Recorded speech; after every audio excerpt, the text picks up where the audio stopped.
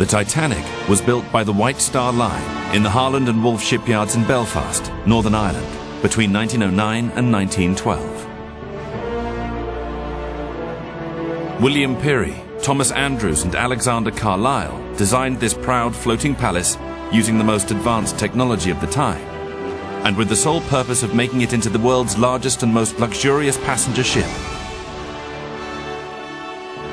Far ahead of the ocean liners of their rival, the Cunard Line. The ship featured luxurious decoration based on classic styles. 2 4-cylinder reciprocating engines and a low-pressure Parsons turbine, powered by 29 boilers and 159 coal furnaces, gave it a top speed of 23 knots.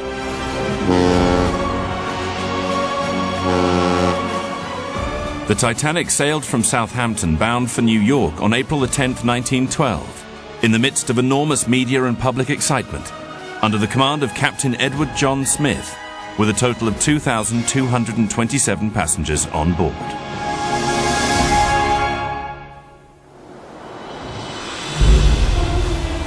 On the night of April the 14th, the sea was unusually calm.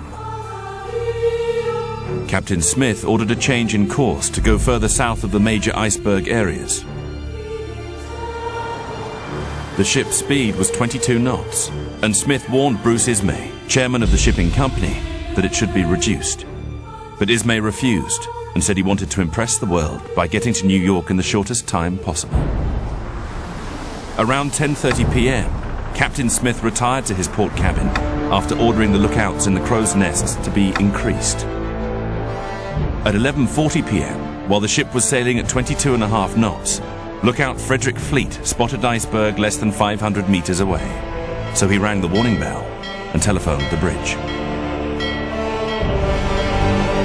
First Officer William Murdoch tried to avoid colliding with the iceberg by steering Titanic to port, and then put its engines full astern, which proved fatal to the ship as it lost turning ability. The iceberg, scraping along the side, opened up 6 tears in its hull that sealed the vessel's fate.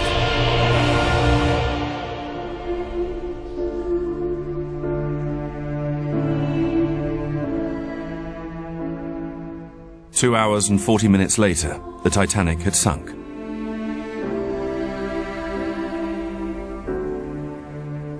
"1,522 people were killed in what was one of the greatest maritime disasters in history." Coming back up, we're of the boiler. 73 years later, in 1985, a French-American expedition led by Robert Ballard and Jean-Louis Michel discovered the remains of the ship at a depth of 4,000 meters and 625 kilometers southeast of the coast of Newfoundland. A year later, in 1986, another mission managed to reach the wreck for the first time.